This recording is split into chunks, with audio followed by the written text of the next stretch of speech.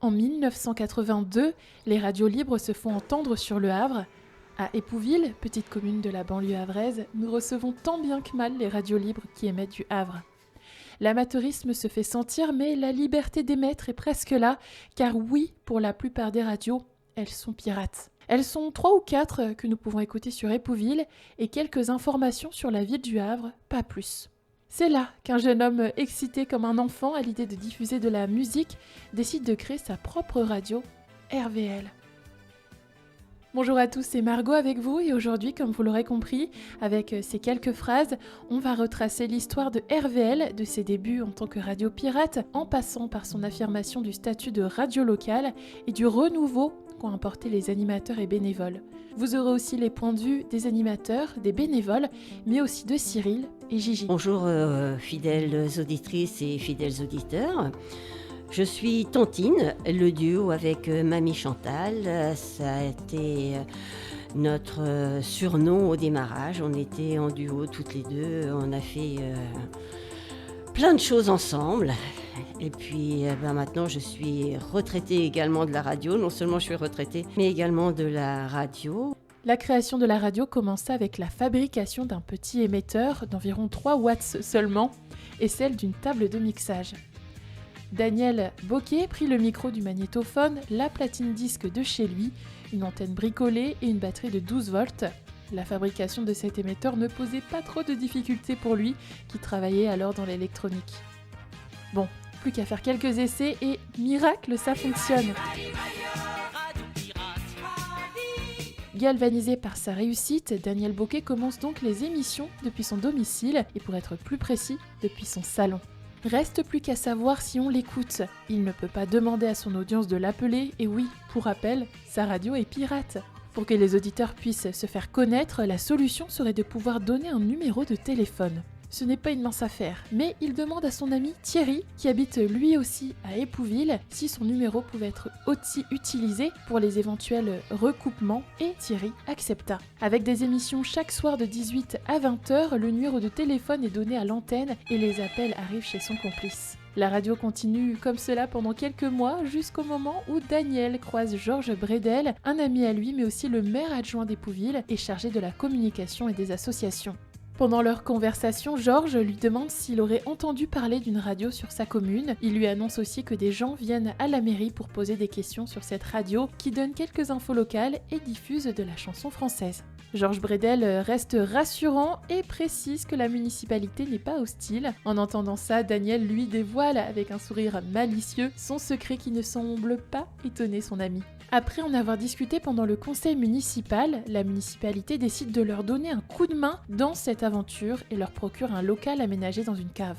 À partir de ce moment-là, la radio est vraiment lancée, les jeunes de la commune viennent à leur rencontre et bientôt, ils sont une 60aine à faire tourner cette radio. Et c'est là que Daniel trouve le nom qui résonne encore aujourd'hui sur les ondes, Radio Vallée de la Lézarde, RVL.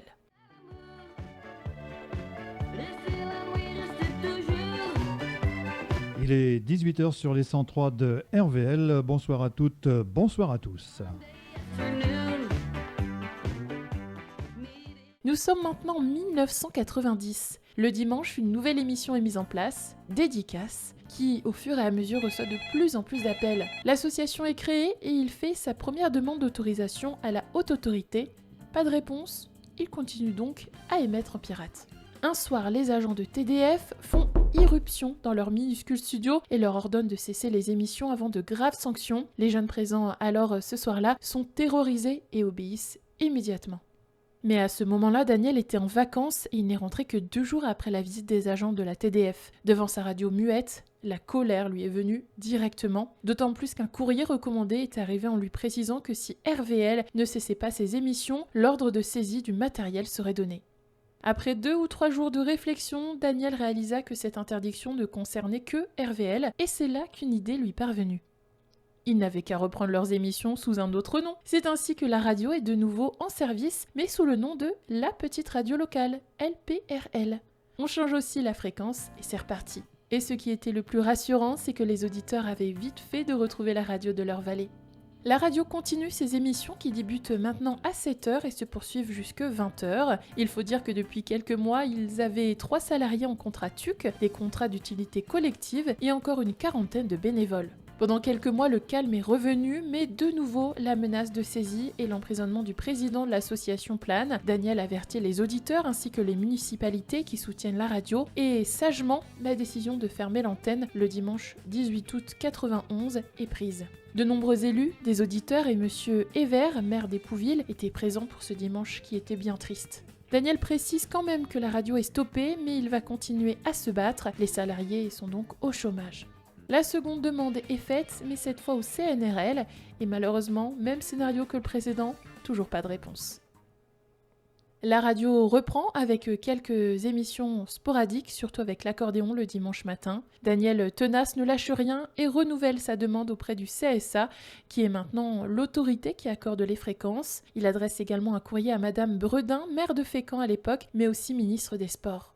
Toute la famille RVL attend donc des nouvelles et un après-midi, vers 15h, un coup de téléphone retentit. C'était le CSA. Alléluia, la personne à l'autre bout du fil lui explique alors que le dossier de RVL a été de nouveau examiné et que la radio peut être autorisée sur la fréquence de 103.10. Elle précise à Daniel qu'il serait bon d'arrêter de faire des vagues. Il précise qu'il n'a fait que se défendre et la remercie de son appel. La radio a maintenant une existence officielle, il ne reste plus qu'à faire ses preuves. Et ses auditeurs, dans une tranche d'âge comprise entre 30 et 70 ans, la couleur d'antenne a toujours été la chanson française qui occupe environ 80% du programme. Une radio locale associative se doit avant tout de fournir les informations locales et de proposer des émissions à thème. C'est là que les bénévoles ont toute leur importance. Chacun et chacune propose de faire partager sa passion aux auditeurs. On a pu en avoir quelques-uns pour ce reportage. Je suis Jean Daniel et j'anime l'émission Classe Classique du dimanche soir à 18h sur RVL. C'est une émission hebdomadaire d'1 heure que j'enregistre en différé. Alors je prépare tout chez moi, je prépare ma programmation, je choisis mes fichiers et puis ensuite je passe ici une fois toutes les 4-5 semaines, 6 semaines pour enregistrer mes annonces de morceaux. C'est pas moi vraiment qui ai eu l'idée, on est un peu venu me chercher. Cyril était un peu embêté parce qu'il y avait quelqu'un qui animait une émission de classique. Moi c'est un domaine qui m'intéresse, donc voilà, j'ai dit banco, on va essayer. J'ai fait beaucoup pendant un temps d'émissions thématiques, alors souvent en rebondissant sur un événement quelconque, que ce soit un événement d'actualité, que ce soit un anniversaire tout simplement en lien avec la musique classique. Alors l'actualité, ça a pu être des choses assez improbables, y compris le changement d'heure. Et puis parfois c'est tout simplement l'anniversaire de la naissance ou de la disparition d'un compositeur, d'un interprète, peu importe. Et après je brode mon émission autour de ce thème-là. Sinon c'est des émissions où je me fais plaisir et où j'essaye de faire plaisir aux auditeurs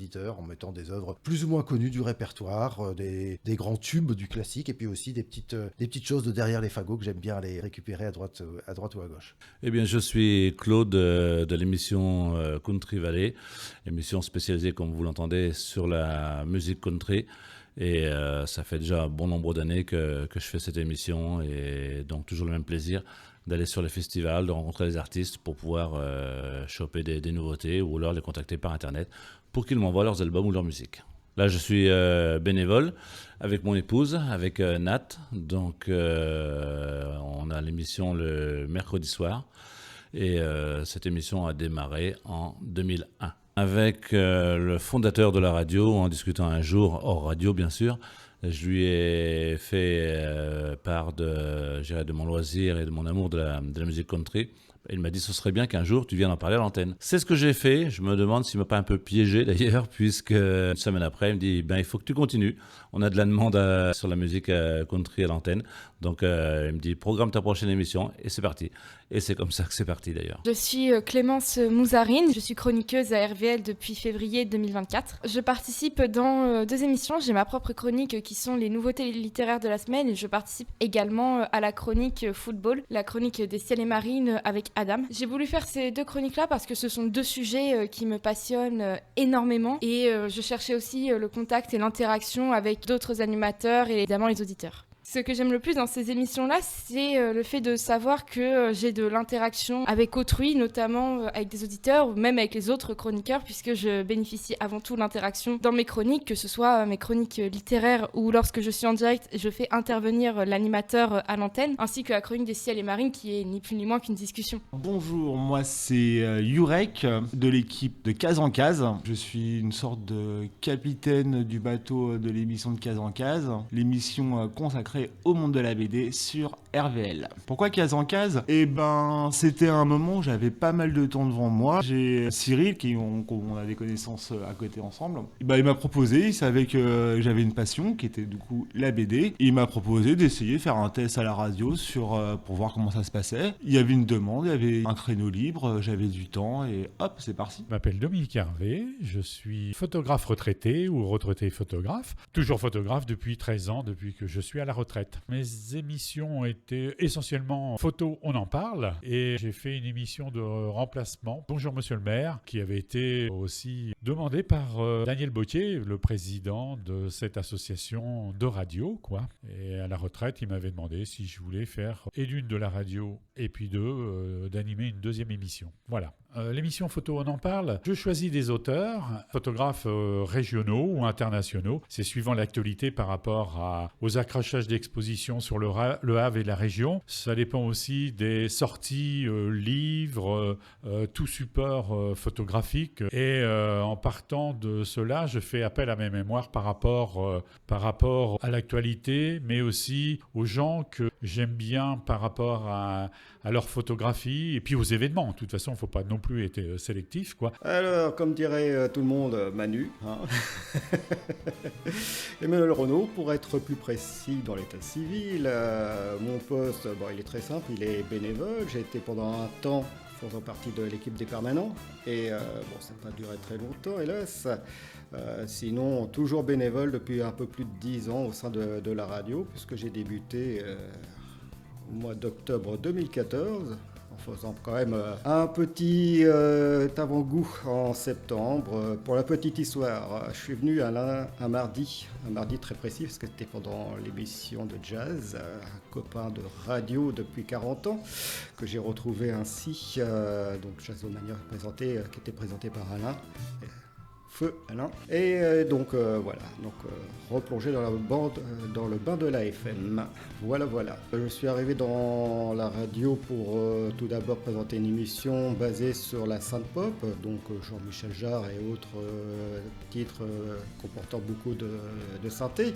Donc ça, c'était ma première émission, et par la suite, j'ai un petit peu développé avec la partie française, avec la note en chantant, et donc là, toute génération en chanson française, avec quelquefois quelques fausses notes, puisque, comme tout le monde sait, il y a beaucoup de reprises avec des petits refrains en anglais ou autre langue.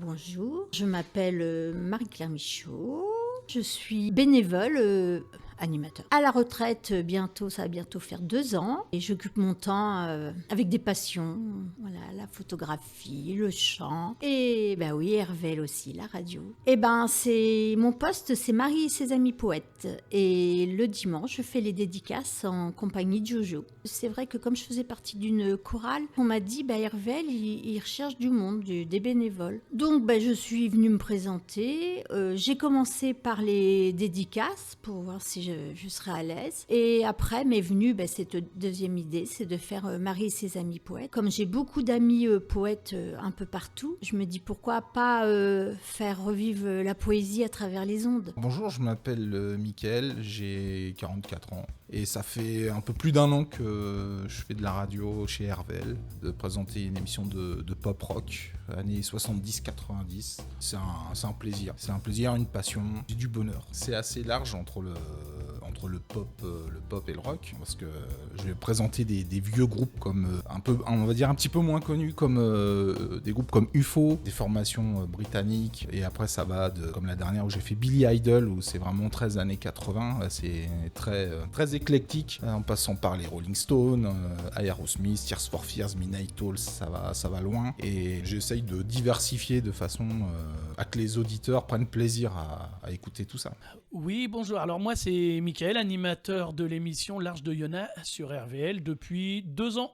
L'Arche de Yona, c'est une émission animalière où je suis entouré de participants, d'intervenants plutôt bénévoles aussi. Et pendant cette émission, on donne des conseils. On essaie d'aider les associations, les refuges à se faire connaître et surtout à faire adopter les loulous. Mais plus le temps passe, plus on agrandit les thèmes. Enfin, on essaie de faire de plus en plus de choses pour la cause animale. Alors moi, je m'appelle Laurent. Je suis animateur de radio depuis de longues années, on va dire, sur RVL. Et je suis DJ le samedi soir, entre 18h et 21h. J'en ai même 2. Donc une donc le samedi soir, entre 18h et 21h, RVL Dance. Et le vendredi soir, une fois par mois, entre 20h et 22h, là, c'est consacré aux années 80. Alors, RVL Dance, c'est Pascal qui a eu l'idée, qui était animateur bénévole chez nous aussi. C'est lui qui a eu l'idée RVL Dance tout simplement. Donc voilà, j'ai gardé le mot RVL Dance depuis le début jusqu'à la fin. L'émission 80, on va dire RVL Dance.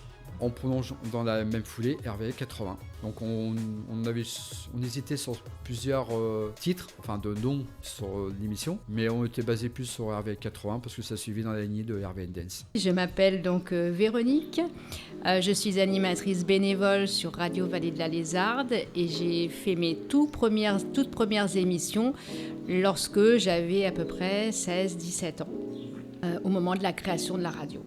Donc j'étais animatrice bénévole, je suis toujours animatrice bénévole et j'ai participé à la création de l'association donc avec Daniel Boquet. Donc j'étais très jeune mais c'était très intéressant et c'était quelqu'un d'extraordinaire. Je m'appelle Yves, je fais une émission avec ma femme depuis quelques années maintenant. C'est Musique à deux, d'une heure tous les samedis. Le prétexte c'est passer des musiques comme... RVL, c'est beaucoup de musique française, donc on essaye un maximum de passer des musiques françaises. Et donc, pour la préparation de notre émission, on choisit un thème par émission et qui nous permet de choisir des musiques par rapport à ces thèmes-là, quoi. On fait des recherches, par Internet nous aide beaucoup. On fait un peu à la maison du brainstorming de façon à trouver des musiques qui correspondent à nos thèmes en fait. Le premier contact que j'ai eu avec RVL, c'est à l'époque où RVL était dans ce bâtiment-là, mais dans la cave. Et donc en fait j'ai connu ma femme à ce moment-là. Elle était donc animatrice, une des premières, voire la première animatrice de la radio. J'ai dû assister à une ou deux émissions dans la cave avec Véronique, donc avec ma femme. Je découvrais la radio, je ne savais pas ce que c'était au moment où c'était à la cave, mais je n'étais pas animateur. Moi, je n'étais que observateur. Je trouvais ça sympa, quoi. C'était des jeunes qui étaient là et qui s'amusaient à passer de la musique. C'était la liberté, quelque chose de nouveau pour moi, en fait. Moi, je ne connaissais pas du tout ce domaine-là et je n'avais pas vraiment d'intérêt pour ça, en fait.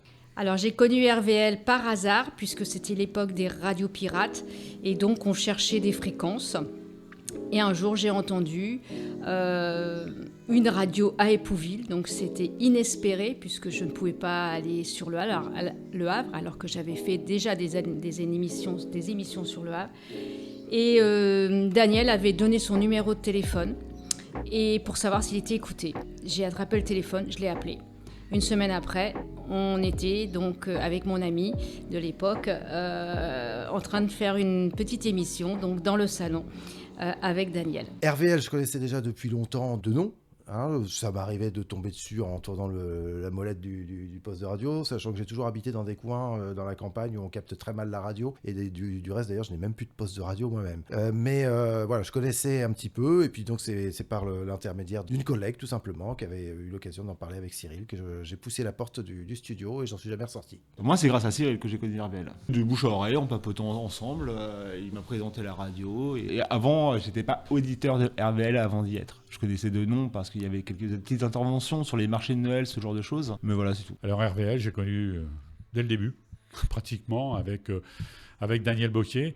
Petite radio locale. Alors moi, j'y suis venu de nombreuses fois parce que j'ai fait beaucoup d'expositions dans la région. Donc chaque fois, j'étais invité. Mais les livres, puisque je suis éditeur, à chaque fois je sortais un livre, j'étais invité sur RVL. Et puis, comme j'ai travaillé aussi au service communication de la ville de Montivilliers, il m'est arrivé de nombreuses fois de venir présenter ici la programmation culturelle de la ville de Montivilliers. Et en fait, depuis tout gamin, en fait, ça a toujours été un rêve en fait de faire de la radio. J'ai jamais franchi le pas parce que on va dire que c'est pas non plus accessible, c'est pas un métier, on va dire, commun. Et puis, en faisant un bilan de compétences, je suis arrivé à faire le métier bénévolement. Alors RVL, parce que j'avais été interviewé en faisant partie d'un groupe de musique. J'ai vu l'ambiance sympathique avec Cyril. Je trouvais le studio sympa, c'était plutôt chaleureux. Et en sortant justement du studio, l'idée,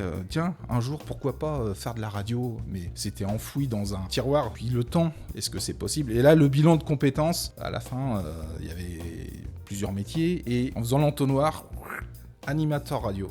C'était à moitié une surprise. Et puis ça s'est concrétisé. Alors j'ai connu RVL en 2021 lorsque je cherchais un stage de seconde. C'était la première fois que je me rendais ici, puisque avant de commencer à être chroniqueuse, j'avais déjà fait un stage ici en 2021 et j'ai trouvé cette radio en me promenant sur Facebook. C'est grâce à ma chef de chœur de ma chorale qui m'a parlé d'RVL. Je connaissais parce que je l'écoutais, mais je ne savais pas qu'on pouvait venir en tant que bénévole, oui, et venir créer quelque chose. Enfin voilà, comme je connaissais quand même RVL par les ondes parce que je l'écoutais au niveau de ma radio. Donc je suis venue. Tout de suite, non, je me suis sentie très très bien et à l'aise. Il y a à peu près 8 ans. Ouais. Comment j'ai connu? Moi, je te mens pas, RVL, je connaissais pas. J'ai vu une annonce où on recherchait un animateur, comme tu as fait par exemple toi. Et j'ai postulé parce que la radio, par contre, c'est quelque chose que j'ai en moi depuis toujours. J'adore la radio.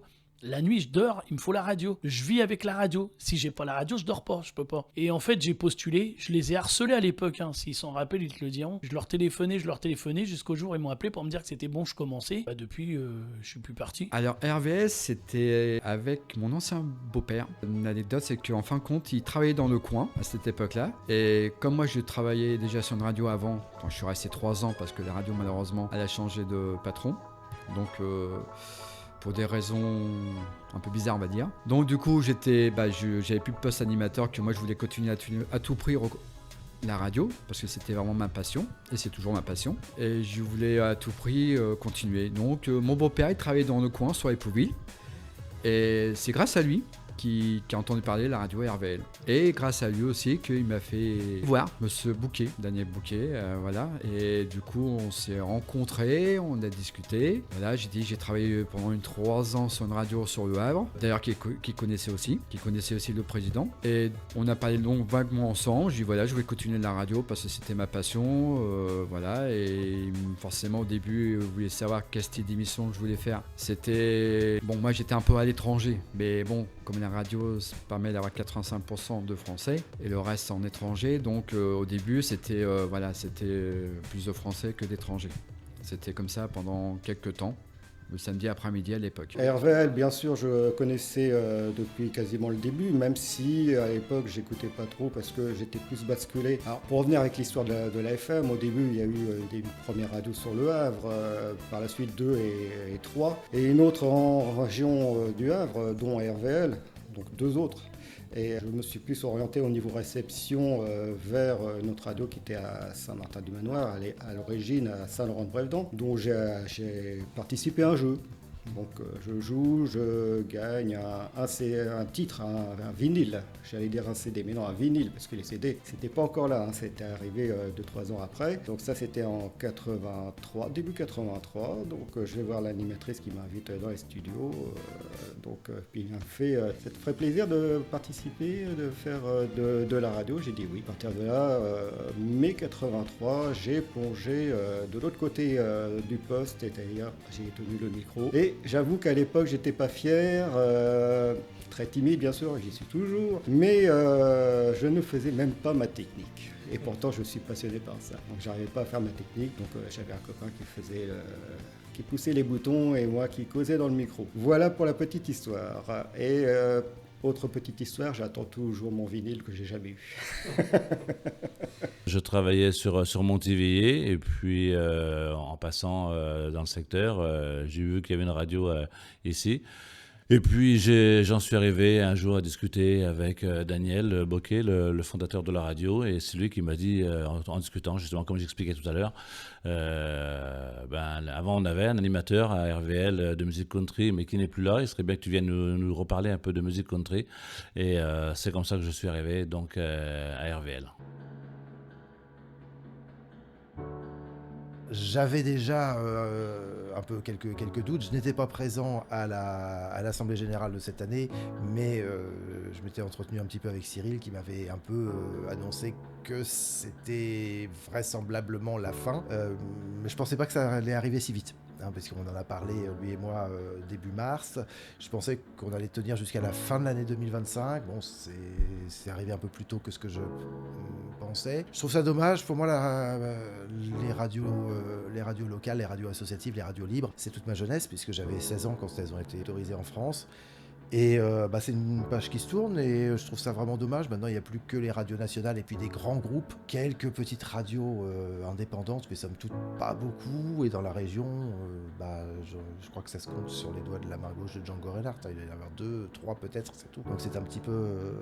ça me fait mal au cœur parce que quand les radios locales, les radios libres ont été créées il y a un peu plus de 40 ans maintenant, en 82, c'était une bouffée d'oxygène. Et cette bouffée d'oxygène, c'est un oxygène qui se raréfie, je trouve ça vraiment dommage. Ça fait plus de 40 ans, moi j'ai connu la création, donc c'est vrai que c'est un peu la mort dans l'âme. J'arrête de travailler au 1er septembre et j'espérais pouvoir m'investir, donc j'avais vraiment ce projet. Et en fait, mon projet tombe à l'eau.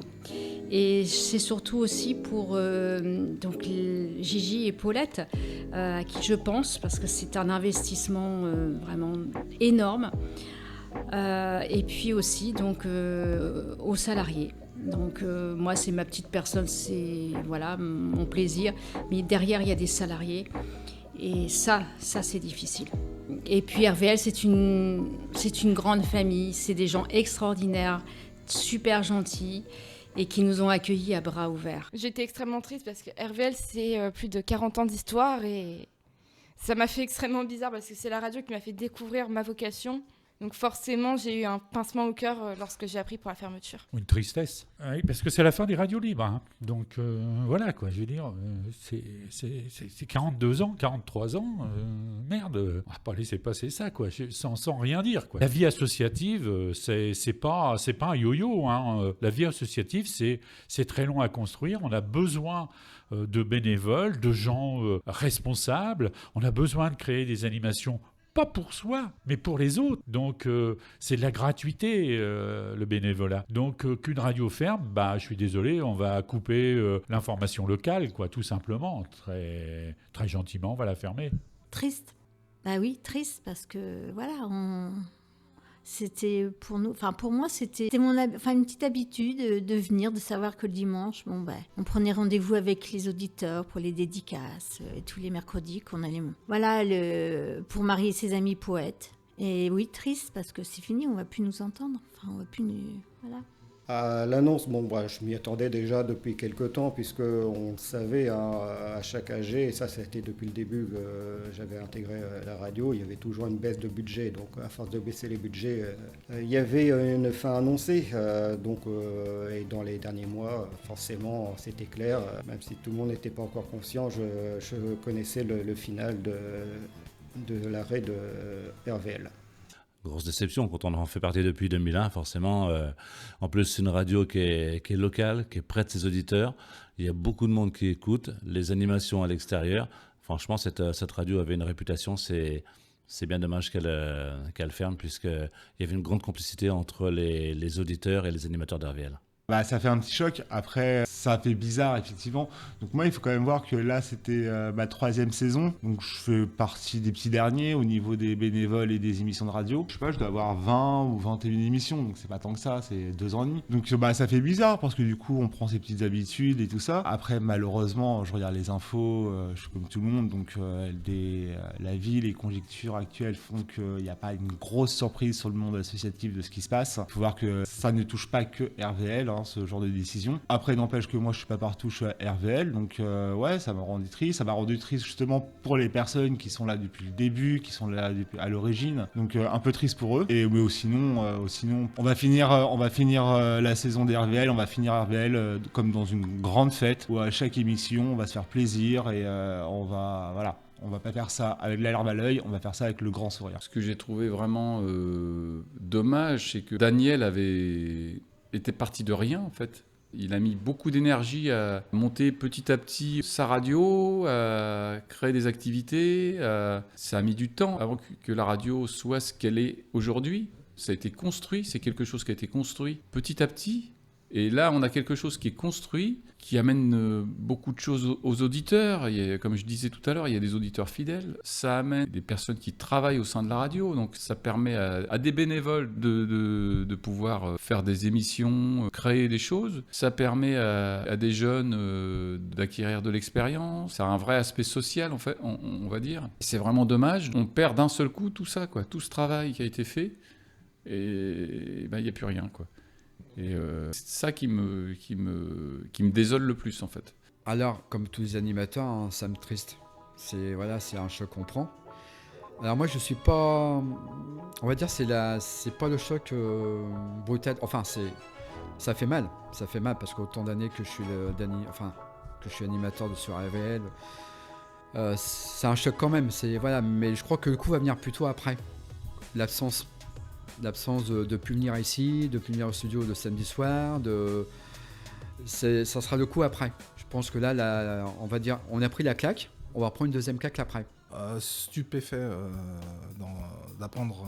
J'ai cru comprendre que ça arrêterait en octobre, déjà choqué. Et en plus, la réunion où ils nous ont annoncé que ça terminait le 30 juin, c'est brutal, surtout que c'est une radio qui existe depuis plus de 40 ans, il y a pas mal d'auditeurs qui sont là, et c'est bien dommage, ouais. C'est bien triste, surtout pour quelle raison ça prive un public qui écoute la radio depuis des années.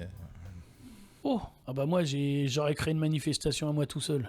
Ah ouais, si on m'aurait pas freiné, je pense que j'aurais inondé les médias, j'aurais tapé de partout, tout ça, parce que pour moi c'est injuste, c'est pas normal. Il y a beaucoup de gens qui disent, on le voit sur les réseaux là, je suis content parce qu'il y a beaucoup de monde, mais parce qu'au-delà d'être une radio, au-delà d'être on a un rôle aussi.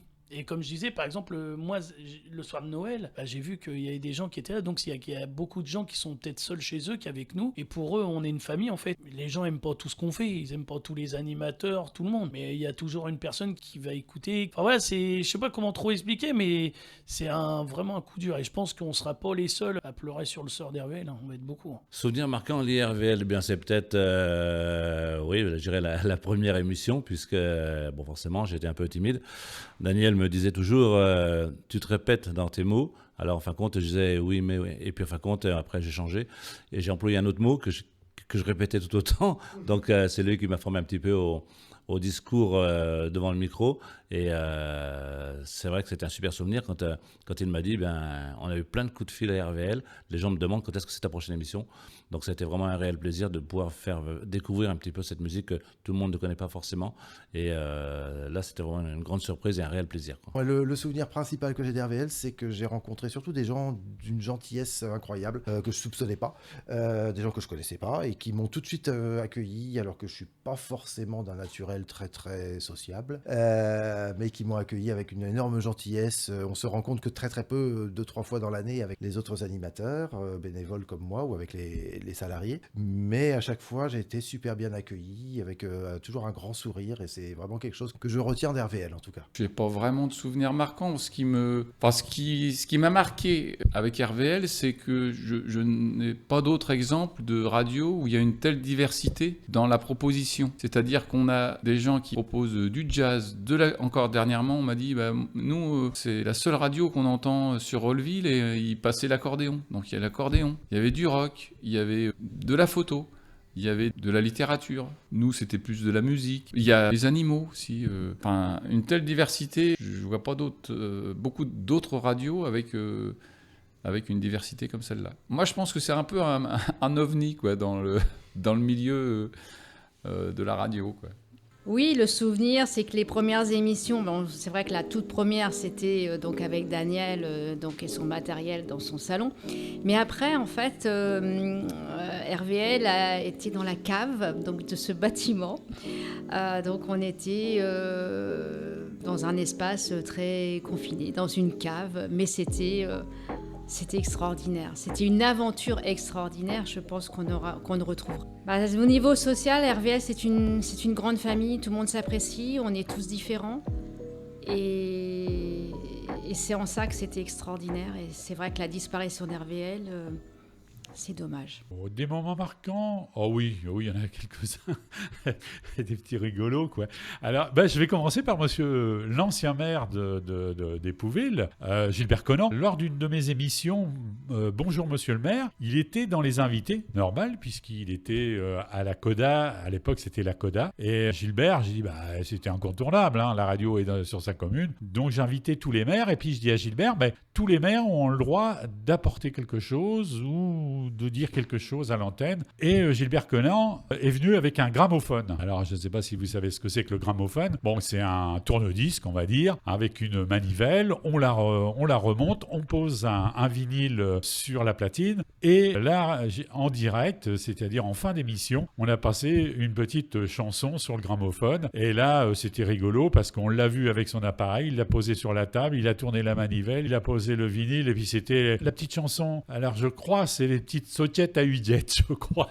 Alors, le titre, il m'a resté marqué. Alors, je suis pas sûr que ce soit tout à fait le titre, mais c'était le principe. Alors là, on a bien rigolé cette soirée-là parce que en fin d'émission, qui était une émission très sérieuse, de passer ce genre de musique, c'est ça le but de la radio libre aussi. Des souvenirs marquants que j'ai avec RVL, alors hormis tout ce qui est les AG, les Noëls, les galettes, ce genre de choses qui vont, voilà, c'est rigolo. Moi, mes souvenirs marquants autant qu'animateur, c'est avec l'équipe, c'est de faire lire le retour des lecteurs sur les BD qu'on a. Donc là, c'est toujours agréable. Qu'est-ce qu'il y a comme souvenir si, les petites embrouilles qu'il y a dans mon équipe entre mon régisseur et monsieur Philactère. Voilà, les petites blagounettes comme ça. Alors, mon premier vrai souvenir marquant ici, c'était lors de ma première semaine de stage, ma toute première chronique littéraire en direct. Ça m'a vraiment marqué et pour moi, c'est mon plus beau souvenir ici. J'étais un petit peu stressée, c'était la première fois que je passais à la radio pour faire une chronique, mais au final, j'avais un véritable sentiment d'accomplissement et de joie pour avoir fait tout ça. Plusieurs souvenirs. En rechercher, c'est pas facile. Déjà, rencontre avec un ancien copain de radio, donc ça on a renoué le contact. Et c'est vrai qu'après, j'ai eu, suite à ses problèmes de santé, j'ai fait continuer. Lui aussi, très grand, passionné. Donc, il m'a envoyé ses fichiers et je faisais les montages de ses dernières émissions jusqu'à un jour où j'avais plus le téléchargement. Et là, je me suis dit, là, il y a un gros problème. Donc, voilà. Qu'est-ce qu'il y avait aussi la première réunion d'AG. Après, il y avait le traditionnel repas et une partie de danse. Et il y avait Claude, d'ailleurs, ça avait été publié dans le journal. Claude nous initiait à la country. Je n'ai pas participé, j'ai tendance à me brêler, comme on peut dire entre guillemets brêler, les pinceaux, c'est-à-dire je me mélange le pied droit et le pied gauche et c'est pas très bon, donc j'ai juste regardé, voilà. J'ai par exemple, une fois j'ai animé le soir de Noël, j'avais rien prévu, j'avais pas mes enfants, puis je suis venu ici, j'ai fait la nuit avec des auditeurs, puis c'était bien parce que je me suis aperçu qu'il y avait beaucoup de monde en fait qui était chez eux puis qui écoutait RVL même le jour de Noël. Et après... le moins bon côté, c'est des personnes qui nous ont quittés aussi. Alors je parle dans le sens quittés, qui sont décédés, et j'y pense, le truc, c'est comme pour tout le monde, quand t'as quelqu'un qui est parti, un proche, un ami ou même une connaissance, le principal c'est d'y penser une fois de temps en temps, et puis voilà, comme ça personne est toujours présente, et puis je pense qu'ils nous voient de là-haut, et ils le savent. Oui, une petite anecdote, j'en ai une avec Mickaël, quand il avait fait le réveillon du jour de l'an. Moi, j'y ai fait une belle blague. C'est-à-dire que je me suis représentée pour une petite fille et les enfants n'avaient pas le droit de jouer au jeu. Et moi, je me suis fait passer pour une petite fille et il est tombé dedans. Mais je me rappellerai qu'est-ce que j'en ai rigolé ce jour-là. Oui, voilà, c'est mes petites blagues vis-à-vis de mes amis d'RVL. Ça m'a apporté quoi ? Beaucoup de choses. Ça m'a apporté des gens, en premier lieu, des gens qui sont devenus... plus que des amis. Je prends l'exemple de Cyril, par exemple. Avec Cyril, on se connaît par cœur maintenant, je pense. Après, il y a plein de monde, que ça soit toi, que ça fait pas longtemps que t'es là, Marin, même toi, Antoine, ça fait pas longtemps. Mais il y a quelque chose qui se fait quand t'aimes la radio, on a l'impression qu'on se connaît bien. Et voilà, et c'est l'ambiance que j'aime bien, en fait. Professionnellement, je pense pas que moi, je suis dans une profession qui n'a rien à voir. Peut-être une chose, c'est le fait de parler au micro, ça apporte peut-être une certaine aisance à pouvoir parler devant un auditoire, on va dire. Ça m'a permis de toute façon de connaître beaucoup de personnes que je n'aurais pas connues si j'avais pas fait la radio, quoi. RVL, pour moi, ce que ça représente vraiment, c'est une famille, ma première famille au sein de la radio. J'ai adoré chaque moment et pour moi, ça représente vraiment quelque chose d'incroyable. Ma première vraie chance d'exercer ma passion. Prochainement, dans le reportage... Je m'appelle Cyril Michel, je suis responsable d'antenne sur Radio Vallée de la Lézarde depuis 21 ans. Oui, bien bonjour, moi c'est Romain. Oh, t'as une voix qui passe très bien à la radio, est-ce que tu recherches actuellement un travail ? J'ai une anecdote.